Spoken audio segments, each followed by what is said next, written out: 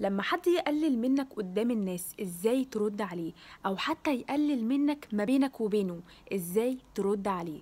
خدعة نفسية واحدة هتعملها مع الشخص ده هتسكته وهتخليه مكسوف ومحرج. ركز معايا عشان تعمل الخدعة صح.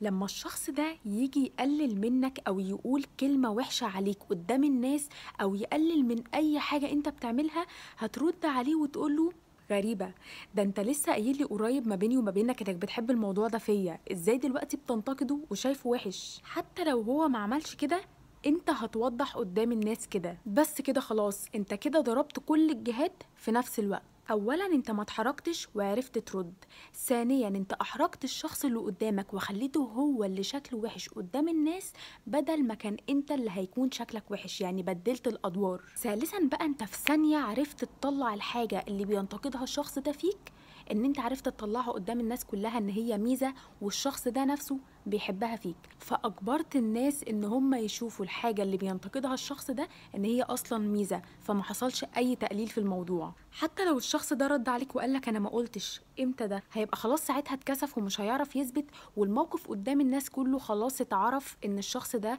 بينتقدك وخلاص، وان هو بيعمل كده بيقلل منك وخلاص، او ان هو غيران منك، فالموقف اتحفظ بالشكل ده، فمش هيعرف يغير الموقف. وحتى لو حاول هتقدر ساعتها تقوله: يا ابني لما كنا واقفين في المكان الفلاني وقلت لي كذا كذا كذا.